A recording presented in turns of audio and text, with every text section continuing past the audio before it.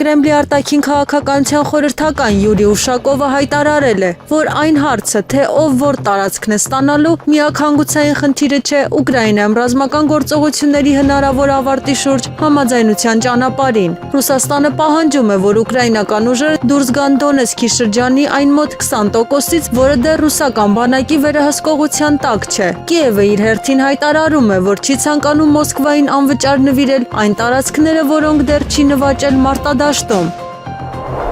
Միացյալ Նահանգների պետքարտուղար Մարկո Ռուբիոն նշել է, որ ԱՄՆ-ի միջնորդությամբ ընթացող բանակցություններում ակտիվ աշխատանք է տարվում այդ հարցի լուծման ուղղությամբ։ Նա ընդգծել է, որ տարածքային տարաձայնությունը դեռևս մնում է մի քանի դժվարին խնդիրներից մեկը։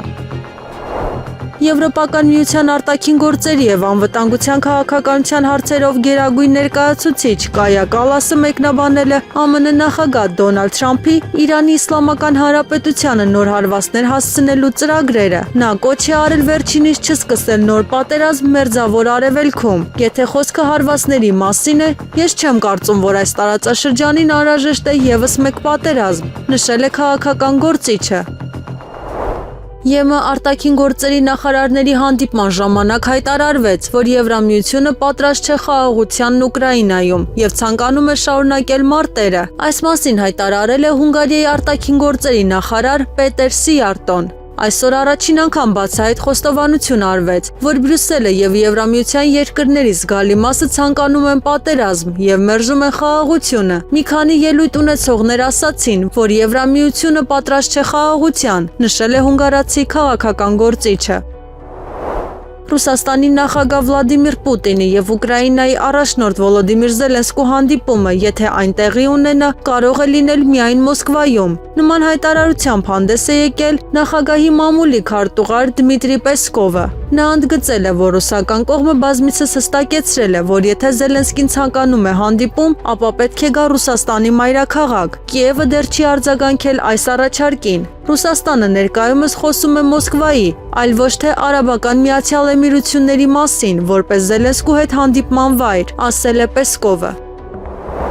Ուկրաինայի առաջնորդ Վոլոդիմիր Զելենսկու կողմից առաջարկվող հրադադարը անընդունելի է Ռուսաստանի համար, հայտարարել է Ռուսաստանի արտաքին գործերի նախարար Սերգեյ Լավրովը։ Բազմիցս ասվել և նախագահ Վլադիմիր Պուտինը հաճախ է հիշեցրել, որ Վոլոդիմիր Զելենսկու կողմից առաջարկվող հրադադարը նույնիսկ 60 օրով և ցանկալի է ավելի երկար, մեզ համար անընդունելի է, ասել է նախարարը։ Վերջինս նշել է, որ հակամարտությունը դիվանագիտական ճանապարհով լուծելու նախորդ բոլոր փորձերը ավարտվել են նրանով, որ ցանկացած հրադադար անմիջապես օգտագործվել է Կիևին նոր զենք մատակարարելու և Ուկրաինայի զինված ուժերին Ռուսաստանի դեմ պատերազմը շարունակելու համար շնչելու հնարավորություն տալու համար։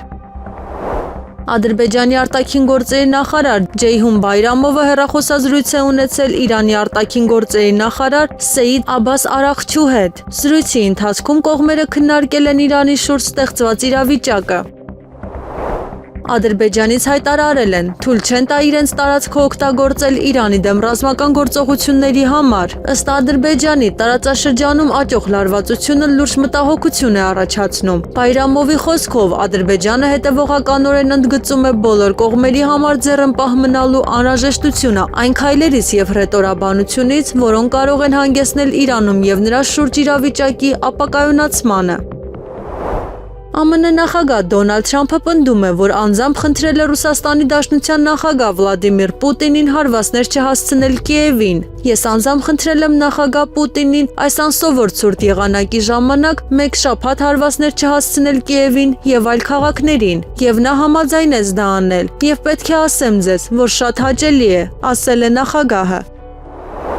Հայաստանի Հանրապետության վարչապետ Նիկոլ Փաշինյանն անդրադարձել է 65+ տարիքի թոշակառուների առողջության ապահովագրության համակարգից օժտված լինելու վիճակագրությանը, ներկայացնելով, թե թվերն ինչ են արտացոլում։ Նա նշել է, որ 65+ տարիքի 50,073 թոշակառու հունվարի 29-ի դրությամբ ստացել է 4 միլիարդ դրամից ավելի առողջապահական ծառայություն պետական բյուջեի միջոցներով։ 65+ տարիքի 57 թոշակառու առողջության ապահովագրության համակարգի միջոցով օգտվել է 4 միլիոն դրամ և ավել արժեցող առողջապահական ծառայություններից։ Նրանք կարող են տարբեր ծառայություններ լինել, վիրահատություն և այլն։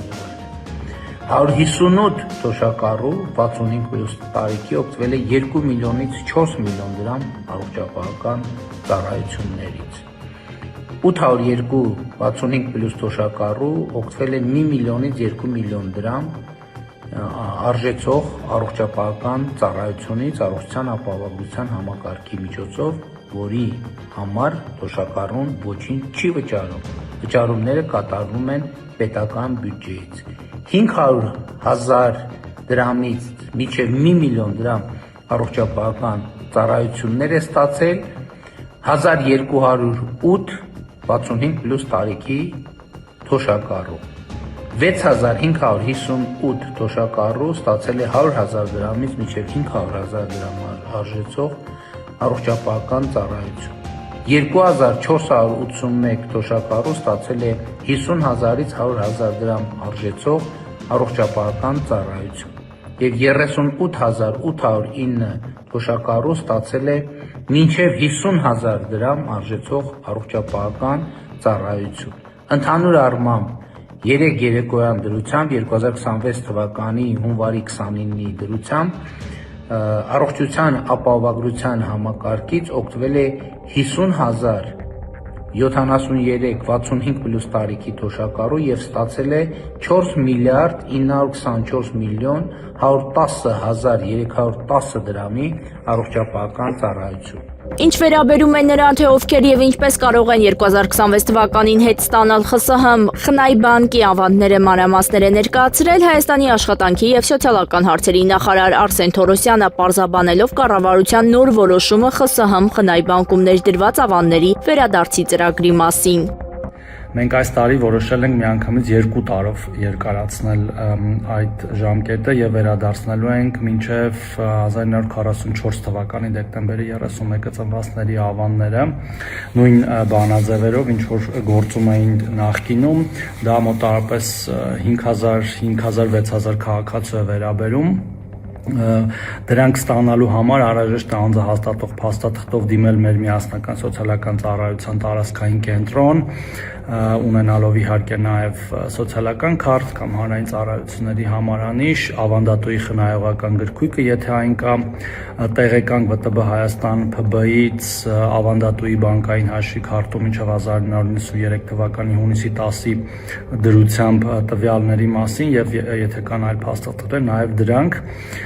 ուզում եմ այսքանը ձեզ տեղյակ պահել, որ ծրագիրը շարունակվում է, մենք միանգամից 2 տարով ենք երկարացրել այդ ժամկետը, թվում ենք վերադարձնելու։ Ազիմուտ ավիաընկերության Կրասնոդարից Երևան չվերթը չեղարկվել է։ Զվարթնոց միջազգային օդանավակայանի առցանց չվացուցակից տվյալներ են հրապարակվել։ Ավիաընկերության օդանավը պետք է Զվարթնոց միջազգային օդանավակայանում վայրեջք կատարեր, Երևանի ժամանակով 13:45-ին չեղարկման պատճառը հայտնի չէ։ Օդանավակայանից հայտնել են, որ չեղարկման եւ ուշացումների պատճառը եղանակային պայմանները չեն։ Կրասնոդարի մերձակայքում դրոնի բեկորները հարվածել էին բնակելի տներին, 4 առանձնատուներ վնասվել։ Ենթադրվում է, որ Կրասնոդարից Երևան չվերթի չեղարկման պատճառը ստեղծված իրավիճակն է։ Հայաստանի վարչապետ Նիկոլ Փաշինյանը նպատակահարմար է համարում հայկական էներգահամակարգերի միացումն ադրբեջանականի եւ թուրքականի էներգետիկ համակարգերի հետ։ Այս մասին նա հայտնել է այսօրվա ասուլիսում։ Նրա խոսքով միասնական էներգետիկ տարածքի ստեղծումը տարածաշրջանը կվերածի միջազգային հզոր արտահանողի, սա նաեւ կդառնա նոր անվտանգության ճարտարապետության հիմքը, ավելացրել է Փաշինյանը։ Նա նշել է, որ Հայաստանն ու Ադրբեջանն այժմ ունեն ավելորդ էներգետիկ հզորություն։ Սա նրա կարծիքով հող է նախապատրաստում փոխշահավետ համագործակցության համար։ Երևանի ընդհանուր իրավասության առաջին ատյանի քրեական դատարանի Շենգավիթի նստավայրում հունվարի 29-ին շարունակվել է Սրբազան պայքար շարժման առաջնորդ Բագրատ Սրբազանի եւ շարժման մյուս մասնակիցների գործով դատական հերթական նիստը։ Պայքարի աջակիցները շարֆերով ողջունել են 18 արդարներին։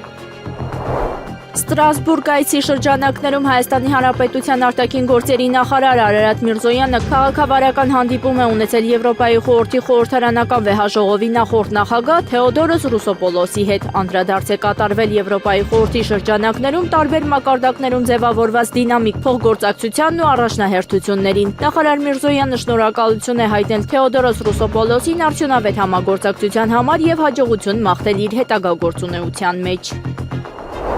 Արշակ Սրբազանի կալանքի ժամկետը երկարացնելու վերաբերյալ միջնորդություններ ներկայացվել դատարան, այս մասին հայտնել է փաստաբան Արսեն Բաբայանը։ Նա նշել է, որ մինչև փետրվարի 3-ը դատարանում դռնփակ նիստով քննվելու է միջնորդությունը։ Մայրաթոր Սուրբ Էջմիածնի դիվանապետ Արշակ arczepiskopos Խաչատրյանը կալանավորվել է դեկտեմբերի 5-ին։ Նա Երևան կենտրոն քրեակատարողական հիմնարկում է Արշակ arczepiskopos Խաչատրյանին կալանավորելու որոշում է կայացրել դատավոր Մասիս Մելքոնյանը։ Ըստ քննչական կոմիտեի հաղորդագրության քրեական վարույթի նախաքննության ընթացքում անձի նկատմամբ հարուցվել է հանրային քրեական հետապնդում քրեական օրենսգրքի 393-րդ հոդվածի 2-րդ մասի 1 եւ 4-րդ կետերով։ Այն է մի խումբ անձանց կողմից նախնական համաձայնությամբ թմրամիջոցապորինի իրացնելը հանդիսադիր վայրում։ Արշակ arczepiskopos Խաչատրյանի տեսակցությունները սահմանափակված են միայն մերձավոր ազգականների եւ փաստաբանի հետ է թույլ տրված տեսակցություն։ Ռուսաստանի արտաքին գործերի նախարարության եվրոպական հարցերով դեպարտամենտի տնօրեն Վլադիսլավ Մասլենիկովը հայտնել է, որ ՆԱՏՕ-ն արդյունավետորեն պատրաստվում է Ռուսաստանի հետ հակամարտությանը։ Դիվանագետի խոսքով, նույնիսկ եթե ռուս-ուկրաինական հակամարտությունը ավարտվի, Ռուսաստանը կմնա ամենաէական եւ անմիջական անվտանգության սպառնալիքը ՆԱՏՕ-ի բոլոր դոկտրինալ փաստաթղթերում։ Դրա հիման վրա ՆԱՏՕ-ն արդյունավետորեն պատրաստվում է Ռուսաստանի հետ հնարավոր հակամարտությանը, ավելացնելով ռազմական ծախսերը, զարգացնելով իր կարողությունները մեր սահմանների երկայնքով եւ տեղակայելով նոր առաքելություններ եւ գործողություններ Արևելյան Եվրոպայում, հայտնել է Մասլենիկովը։ Սլավյանսկի եւ Կրամատորսկի Ռուսաստանի վերահսկողության տակ անցնելուց հետո Ուկրաինայի զինված ուժերը կբախվեն Դոնբասի ճակատի փլուզմանը։ Այս մասին Sky News-ին հայտնել է բրիտանացի ռազմական փորձագետ եւ վերլուծաբան Քլարկը։ Նրա խոսքով այս քաղաքները կարևոր դեր են խաղում Ուկրաինայի զինված ուժերի համար Դոնբասի իրենց կողմից վերահսկվող հատվածը պահպանելու գործում։ Նրանց կորուստը կհանգեցնի ճակատի փլուզմանը։ Եթե Սլավյանսկն ու Կրամատորսկը ընկնեն, մնացածը կհետևեն դրան։ Սլավյանսկը պատմականորեն եւ քաղաքականապես շատ կարևոր է, քանի որ ուկրաինացիները այն վերանվաճեցին 2014 թվականին, ասել է փորձագետը։ Չինաստանը կոչ է անում Ուկրաինայում հակամարտող բոլոր կողմերին խստորեն հետևել 3 սկզբունքների՝ իրավիճակը սառեցնելու եւ լարվածության բարձրացումը կանխելու նպատակով։ Այս մասին ճեպազրույցի ժամանակ հայտարարել է ՉԺՀ-ԱԳՆ պաշտոնական ներկայացուցիչ Գո Ցզյակունը։ Չինական կողմը ամփոփող կերպով կոչ է անում բոլոր կողմերին պահպանել 3 սկզբունքները։ Մարտի դաշտը չպետք է ընդլայնվի, մարտական գործողությունները չպետք է սրվեն, իսկ կողմերը չպետք է վարեն հակամարտության կրակը, ասել է ներկայացուցիչը։ Կան սահմանափակումներ այն զիջումների համար, որոնց պատրաստ է գնալ Ուկրաինայի առաջնորդ Վոլոդիմիր Զելենսկին խաղաղության բանակցությունների ընթացքում, քանի որ ցանկանում է պատմության մեջ մտնել որպես Ուկրաինան փրկած նախագահ։ Այս մասին Politico-ին տված հարցազրույցում հայտարարել է ուկրաինացի քաղաքագետ Վլադիմիր Ֆեսենկոն։ Փորձագետը զգուշավոր լավատեսություն է հայտնել Ռուսաստանի եւ Ուկրաինայի միջև բանակցությունների վերաբերյալ։ Նրա խոսքով տարբեր տեխնիկական ասպեկտների քննարկման փաստն ինքնին դրական զարգացում է։ Նա նաև հիշեցրել է, որ 1 տարի առաջ մեծ հույսեր կային, որ ԱՄՆ նախագահ Դոնալդ Թրամփը կօգնի վերջ դնել հակամարտությանը, բայց այժմ այդ հույսերը մարել են։ Քաղաքագետը նշել է, որ կան նաև սահմանափակումներ այն զիջումների համար, որոնց պատրաստ է գնալ Ուկրաինայի առաջնորդը։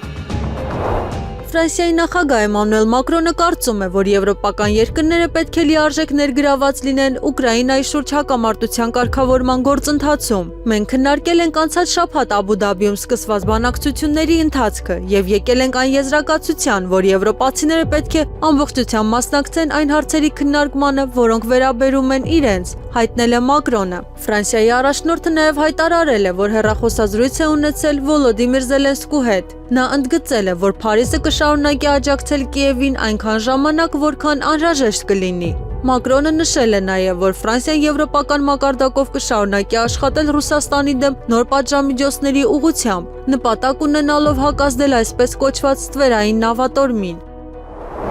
Եվրոպական դիվանագիտության ղեկավար Կայա Կալասը բացառել է ՆԱՏՕ-ին զուգահեռ եվրոպական բանակ ստեղծելու հնարավորությունը։ Եվրոպական յուրաքանչյուր երկիր արդեն ունի իր բանակը, իսկ Եվրամիության 23 երկրներ նաև ՆԱՏՕ-ի անդամ են, ուստի չեն կարող պատկերացնել, որ նրանք կստեղծեն եւս մեկ առանձին եվրոպական բանակ։ Հայտարարել է Կալասը Եվրամիության արտաքին գործերի նախարարների հանդիպմանը ժամանելիս, պատասխանելով ուկրաինացի լրագրողի հարցին այն հնարավորության վերաբերյալ, որ եվրոպական բանակի կորիզը կարող են կազմել Ուկրաինայի զինված ուժերը։ Զինված ուժերը պետք է ունենան հստակ հրամանատարական կառուցվածք, ով է ենթարկվում։ Եթե սկսենք ստեղծել զուգահեռ կառույցներ, դա միայն կխճճի ընդհանուր պատկերը, ընդգծել է Կալասը։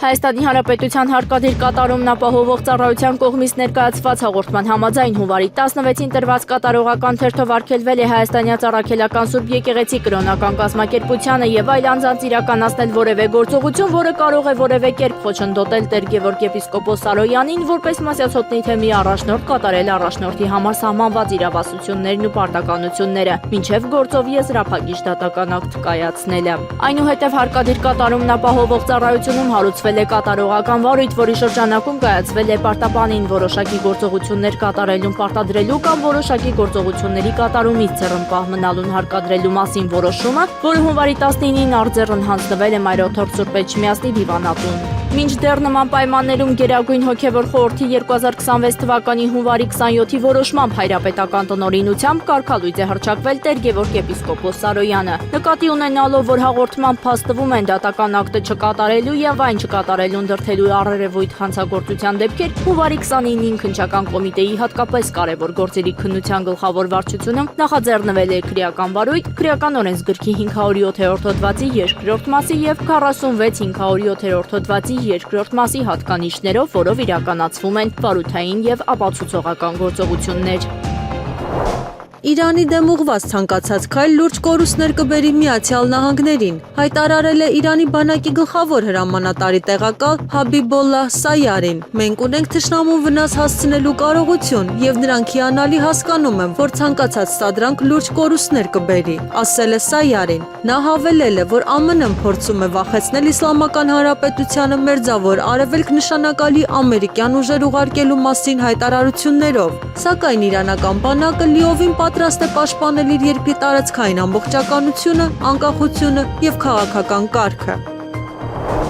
Ամերիկացի ֆիզիկոս Հարվարդի նախկին պրոֆեսոր Մայքլ Գիլենը պնդում է, որ գտել է աստվածաշնչյան դրախտի տեղը։ Նրա կարծիքով այնտեղ անցյալ, ներկա եւ ապագա չկա։ Գիլենը նշել է, որ այս երևույթը համապատասխանում է աստվածաշնչում նկարագրված դրախտին։ Այնուամենայնիվ աստղագետների մեծ մասը այլ կարծիքի է։ Նրանք պնդում են, որ դիտարկելի տիեզերքից անդին շարունակվում է տիեզերքը, որը մենք չենք կարող տեսնել լույսի սահմանափակ արագության պատճառով։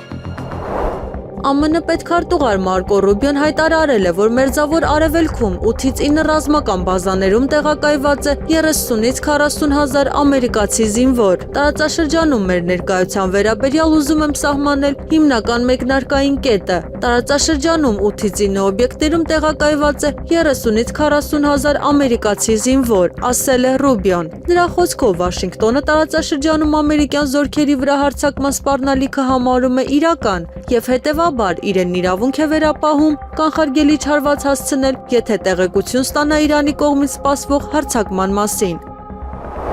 Եթե Իրանը չկնքի միջուկային համաձայնագիրը կբախվի ավելի վատ հարձակման, սպառնացել է ԱՄՆ նախագահ Դոնալդ Թրամփը։ Նա զգուշացրել է, որ USS Abraham Lincoln-ի գլխավորած հսկայական նավատորմը շարժվում է դեպի հանրապետություն։ Հուսանք, որ Իրանը արագ կնստի սեղանի շուրջ բանակցությունների համար եւ կհասնի արդար ու հավասար համաձայնագրի, առանց միջուկային զենքի։ Դրանից կշահեն բոլոր կողմերը, ասել է Սպիտակ տան նախագահը։ Ամերիկացի առաջնորդը զգուշացրել է, որ ժամանակը սպառվում է եւ կոչ է արել Թեհրանին համաձայնագիր կնքել։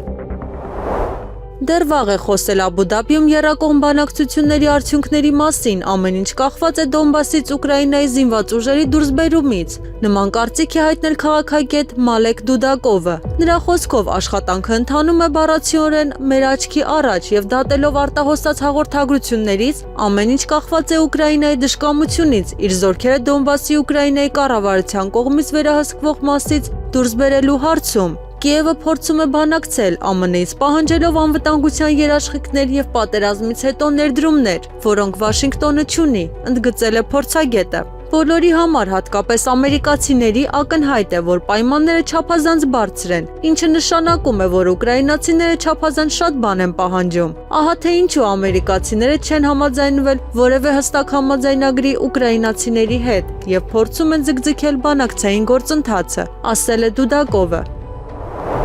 Թուրքիայի նախագահ Ռեջեփ Թայիփ Էրդողանը ԱՄՆ նախագահ Դոնալդ Թրամփին առաջարկել է կազմակերպել եռակողմ բարձր մակարդակի հանդիպում Իրանի մասնակցությամբ։ Ըստ տեղեկությունների Թրամփը դիտարկում է Իրանի նկատմամբ հզոր հարվածներ հասցնելու հնարավորությունը այն բանից հետո, երբ Իսլամական Հանրապետության միջուկային ծրագրի շուրջ բանակցությունները արդյունք չեն տվել։ Վերջին հեռախոսազրույցի հիմնական թեման Թուրքիայի նախագահ Էրդողանի եւ ԱՄՆ նախագահ Թրամփի միջև եղել է Իրանը։ Էրդողանը կրկին ներկայացրել է Անկարայի դիրքորոշումը եւ առաջարկել է քննարկել այս հարցը բանակցային սեղանի շուրջ։ Նախագահը ԱՄՆ-ին եւ Իրանին հորդորել է կազմակերպել եռակողմ բարձր մակարդակի հանդիպում Թուրքիայի մասնակցությամբ, որը կարող է անցկացվել հեռավար կոնֆերանսի ձևաչափով։ Հայկ Սարգսյանը խիստ նկատողություն է ստացել։ Այս մասին կառավարության նիստից հետո ասուլիսի ժամանակ հայտարարել է վարչապետ Նիկոլ Փաշինյանը, անդրադառնալով Հայկ Սարգսյանին պատգամավորի թեկնածություն գրկելուն։ Պարոն Սարգսյանին ԿՊ-ում ամիսներ առաջ խիստ նկատողություն է արվել։ Նա ունեցել է կոնկրետ պատճառ։ Դրան հետևում են իրավական ընթացակարգեր։ Սա ցույց է տալիս, որ քաղաքացիական պայմանագիր կուսակցությունն անգամ իր անդամների ոչ կանոնավոր գործողությունները, այդ թվում կոռուպցիոն տեսակետից խնդրահարույց գործողությունները չի հանդուրժելու, ասել է Փաշինյանը։ Ապա անդրադառնալով Եվրամեդիա 24-ի լրագրողի այն դիտարկմանը, թե այսօր Ռոբերտ Քոչարյանն ասուլիսում հայտարարել է, որ TRIP-ը հայ-ամերիկյան պրոյեկտ է Ադրբեջանի եւ Թուրքիայի համար, TRIP-ը մեր ամենամեծ սպառնալիքն է դառնալու, եթե չընդլայնվի, չընդգրկի Չինաստանն ու Ռուսաստանը, դրանով Իրանի մտահոգություններն էլ կփարատվեն։ ԱՄՆ-ն այս ծրագրում զրոտնտեսական շահ ունի, միակ հետաքրքրող հանգամանքը Իրանն է, որին ԱՄՆ-ն փորձում է վերցնել վերահսկողության տակ։ Հարցին, թե ինչպես է ինքը գնահատում TRIP-ի շուրջ այս գնահատականներն ու մտահոգությունները, Փաշինյանը պատասխանել է։ Կարծում եմ պարոն Քոչարյանի գիտելիքները եւ իմացությունը տարածաշրջանի եւ միջազգային իրադրության մասին հուսահատ կերպով հնացած են, որևէ այլ բան չունեմ ավելացնել։ Հայաստանի արտաքին գործերի նախարարի հայտարարությունն ուղղակի անբարոյականություն էր։ Մեղադրելը, թե եկեղեցին փորձում է իշխանություն վերցնել, ուղղակի աբսուրդ է։ Այս մասին ասուլիսի ժամանակ հայտարարել է Հայաստանի Հանրապետության երկրորդ նախագահ Ռոբերտ Քոչարյանը, անդրադառնալով նախորդային արտաքին գործերի նախարար Արարատ Միրզոյանի հայտարարություններին, ով պատասխանելով ԵԽԽՎ պատգամավորներից մեկի հարցին Հայաստանում բարձրաստիճան հոգևորականների ձերբակալությունների մասին, հայտարարել է, թե հոգևորականների նկատմամբ հալածանքներ չկան։ Քոչարյանը նաև ընդգծել է, թե իր նախագահության տարիներին վեհափառ Հայրապետի հետ որևէ տարաձայնություն չի ունեցել։ Իմ նախագահության տարիներին պարբերաբար հանդիպել ենք վեհափառի հետ, որևէ միտք վեհափառ Հայրապետին փոխելու կամ այլ պատմությունների մեջ մտնելու ոչ թե չի եղել, այլ եթե որևէ մեկն ինձ ասեր, որ գալու է մի պահ ու մենք ունենալու ենք այս պատկերը, ես կասեի, որ հարց տվողը հոգեկան հիվանդ է։ Իմ ղեկավարման ժամանակ ամենից մեծ ծավալի եկեղեցաշինությունն է եղել Հայաստանում հենց վեհափառի շնորհիվ։ Նա կարողացել է ֆինանսական միջոցներ հայթայթել եւ բավականին եկեղեցիներ են կառուցվել։ Երբեք չի եղել քննարկում, որը կարող էր փոխադարձ անվստահության մթնոլորտ ձևավորել։ Հակառակը միշտ ասում էի, ինչով կարող ենք օգնել։ Փոքր երկրի համար ազգային ինքնությունն այն ցեմենտն է, որն այդ պետականությունն ամուր է պահում։ Եթե ուզում ես, որ այդ պետականությունը քանդվի, ուրեմն ինքնությունը թույլատրու։ Դա ինձ մոտ աքսիոմատիկ մոտեցում է եւ այդ մոտեցումն ունենալով չէր կարող ուրիշ կարգի հարաբերություններ ձևավորվել եկեղեցու հետ։ Որևէ տարաձայնություն չի եղել, ասել է Քոչարյանը։ Ձմեռային զորակոչի անցկացման ժամկետը երկարաձգվել է մինչև 2026 թվականի փետրվարի 13-ը ներառյալ, որոշումն ընդունվել է կառավարության նիստում։ Որոշման նախագծի ընդունումը պայմանավորված է հայտարարված 2025 թվականի ձմեռային զորակոչի շրջանակներում զորակոչի ենթակա քաղաքացիների առողջական վիճակի հետազոտման գործընթացը ավարտին հասցնելու եւ դրանց արդյունքներով քաղաքացիների զորակոչի կարգավիճակը հստակեցնելու նպատակով զորակոչի անցկացման ժամկետը երկարաձգելու անհրաժեշտությամբ 2025 թվականի ձմեռային զորակոչին ենթակա քաղաքացիներին անհարկի տարկետումներ տրամադրելու կամ նրանց բժշկական փորձաքննությունը 2026 թվականի ամառային զորակոչ տեղափոխելու դեպքերը բացառելու նպատակով անհրաժեշտություն է առաջացել զորակոչի անցկացման ժամկետը երկարաձգել մինչև 2026 թվականի փետրվարի 13-ին ներառյալ։ Բանակում տեղի ունեցած տեսանելի փոփոխություններից մեկը համազգեստինն է, որը սկսված է եւ որը պետք է շարունակվի։ Այս մասին զինված ուժերի կազմավորման 34-րդ տարեդարձի արդիվ պաշտպանության նախարարությունում իր այցի ժամանակ նշել է վարչապետ Նիկոլ Փաշինյանը։ Կարծում եմ, որ մենք որակական նոր համազգեստ ենք ունենալու, որը կարևոր է։ Ընդ որում դա դեռ նախնական դաշտային համազգեստի նմուշներն են։ Մենք նաեւ ամենօրյա եւ տոնական համազգեստներ ենք ունենալու բոլորովին նոր դրամաբանությամբ։ Ոնց կարող է բանակի համազգեստը 15-20 տարի լինել նույնը։ Ես չեմ ասում, որ անընդհատ պիտի փոխվի, բայց համազգեստին պիտի 5 տարին մեկ մի նյուանս ավելանա, մի քիչ լավարկվի։ Դա միայն ֆիզիկական մաշվածության խնդիր չէ, նաև բարոյական մաշվածության խնդիր կա եւ սա համազգեստին չի վերաբերվում։ Սա վերաբերվում է ամեն ինչի, սա վերաբերվում է բոլորին։ Մենք կարող ենք չփոխվել, բայց աշխարհն է փոխվում։ Երբ որ մենք փոփոխվող աշխարհում չենք փոխվում, մենք դուրս ենք մնում դրանից եւ դա ցավոք այն է, ինչ մեր պատմության ընթացքում մի քանի անգամ մեզ հետ տեղի է ունեցել, որոշել ենք փոխել այդ գործելակերպը, նշել է վարչապետը։ Փաշինյանի խոսքով այն վարչապետը, նախարարը, գեներալը, սպան, որը համարում է ինքը ամեն ինչ գիտի, հենց այդ պահից ինքը դադարում է լինել պրոֆեսիոնալ, հենց այդ պահից ինքը այլևս չի կարող համապատասխան լինել իր ծառայությանը։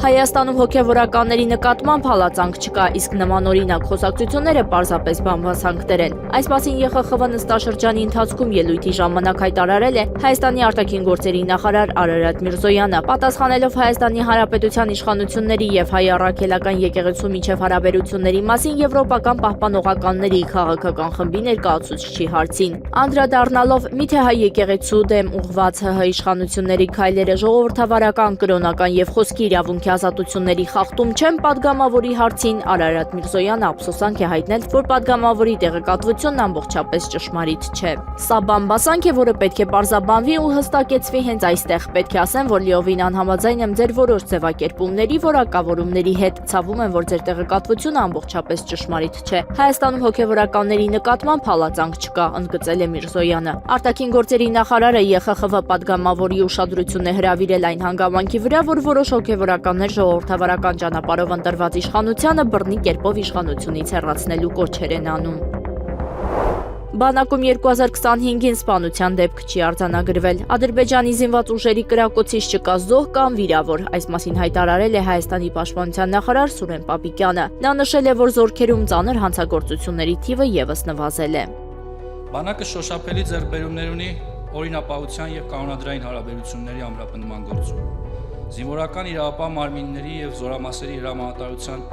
համագործակցված աշխատանքի շնորհիվ զորքերում առանձնապես ծանր հանցագործությունների թիվը նվազել է։ 2025 թվականին բանակում ծառայության հետ կապված հանգամանքներում սպանության ոչ մի դեպք չի արձանագրվել։ Ադրբեջանի զինված ուժերի կրակոցի հետևանքով ոչ մի զինծառայող չի վիրավորվել կամ զոհվել։ Եվս ոչ միայն բանակի պատմության աննախադեպ ձեռքբերում է, այլև Հայաստանի Հանրապետության պատմության մեջ կարևոր իրադարձություն։ Այնուամենայնիվ, կանոնադրային հարաբերությունների եւ միջանձնային բարքերի բարելավման նպատակով մենք 2026 թվականը հայտարարել ենք քրեական ենթամշակույթի դեմ պայքարի տարի եւ մեր ջանքերն ուղղելու ենք բանակում բիրտ արատավոր եւ քրեացին բարքերը բացառելու, կանոնադրային հարաբերությունները օրենքի առաջ բոլորի հավասարության սկզբունքն ու պատժի անխուսափելիության գաղափարն ամրապնդելու նպատակի իրագործման։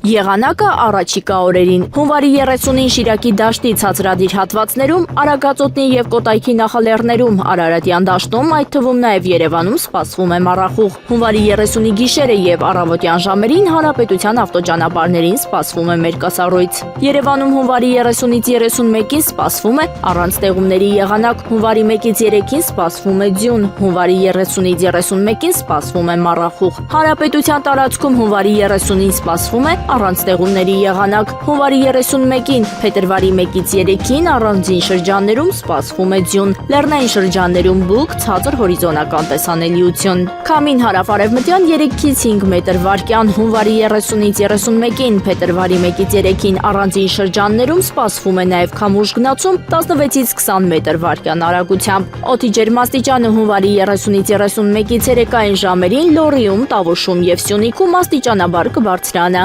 5-ից 7 աստիճանով։